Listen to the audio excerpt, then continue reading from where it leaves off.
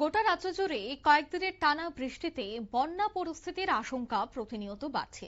তাই রাজ্যে যেন বন্যা পরিস্থিতি তৈরি না হয় বা হলে কি করা প্রয়োজন সেই বিষয়টা নিয়ে এক উচ্চ পর্যায়ের বৈঠক হয়। মুখ্যমন্ত্রীর পৌরোহিত্যেই এই উচ্চ পর্যায়ের বৈঠক সম্প্রতি রাজ্যের বন্যা পরিস্থিতি মোকাবেলায় টিআইএফটি দফতরের কনফারেন্স হলে এদিনের এই বৈঠকটি হয়। বৈঠকে আগরতলা পুর নিগমের এলাকা সহ বিভিন্ন স্থানের বন্যা মোকাবেলার পরিস্থিতি, বিভিন্ন সতর্কতামূলক ব্যবস্থা নিয়ে আলোচনা এবং পর্যালোচনা করা হয়।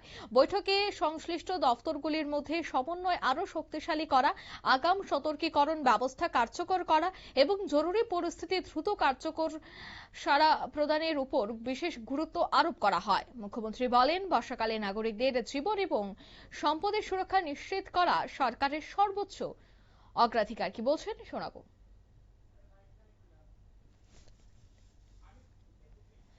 এই বিষয়ে কিন্তু মুখ্যমন্ত্রী বলেন যে বর্ষাকালে নাগরিকদের জীবন এবং সম্পদের সুরক্ষা নিশ্চিত করা সরকারের সর্বোচ্চ দায়িত্ব।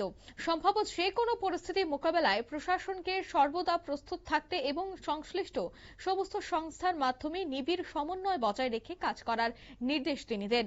এছাড়াও জলাবদ্ধতা নিরসন, উদ্ধার এবং ত্রাণ কার্যক্রম সহ প্রয়োজনীয় সব ধরনের প্রস্তুতি নিশ্চিত করার উপরও তিনি গুরুত্ব আরোপ করেন। নিয়ে নিচ্ছি ছোট্ট একটি বিজ্ঞাপন বিরতি, সঙ্গে থাকুন।